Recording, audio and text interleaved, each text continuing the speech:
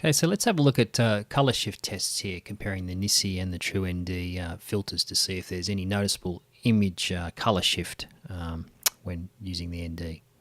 So here's our base reference here, no ND here, the camera has been white balanced under these conditions. It's just to give me a baseline as to what happens once I start adding ND. So now we're going across, that's the NiSi at 0.6, again still remaining very, fairly neutral at those at 0.6.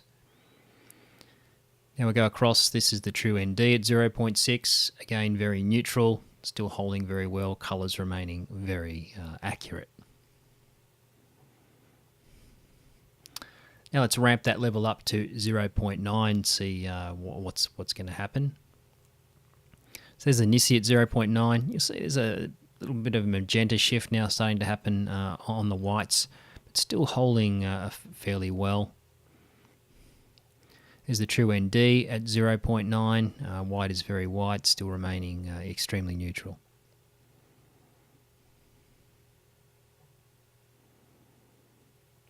Now here they are side by side, the NiSi and the True ND. So you can see, on the new shooter cup up there, you can see the slight magenta shift, and you can see it on the wall.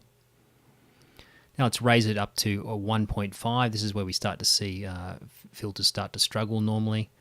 So there's the NiSi at 1.5. Still remaining pretty good. There's a definite magenta shift there, warmer to the image. Now we've gone across as the True ND at 1.5, still remaining extremely neutral, but both images are looking good.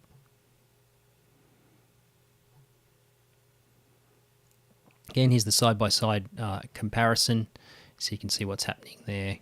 Still doing both of them doing a very good job. You just see the slight magenta shift on the NiSi above. Now let's raise it up to 2.1 and have a look again. Again, here's the NiSi at 2.1, still looking pretty good, slight magenta shift again, but still remaining very accurate considering the amount of ND, very impressive. Here's the True ND, still remaining incredibly neutral, as you can see from the image there, doing a good job at all the way up at 2.1. Let's split screen them again. As you can see the slight magenta shift in the whites there. The True ND probably remaining the most neutral of the two there for sure. But very impressive to see the NiSi doing that. Now let's have a look at how they both compare at ND 2.1 against an image that has no ND added to it at all. You can see in the split screen. So there's the NiSi at 2.1 and there's no ND. You can see the the shift there in the magenta slightly, but still doing a pretty good job. And again, here we go, is the True ND and no ND. As you can see, very, very close. Very hard to spot the difference between those two images. Very neutral indeed.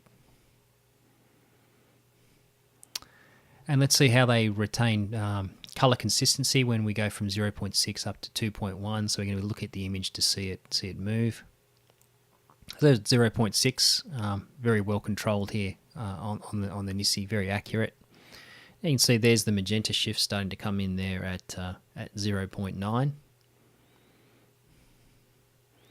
Again, 1.5. It's maybe a slightly less magenta than the previous image, but it's still remaining reasonably consistent. And then we'll take it up to 2.1. Now this filter proved to be pretty good at 2.1. Considering the amount of ND that we're adding. Now here's the True ND series, 0.6.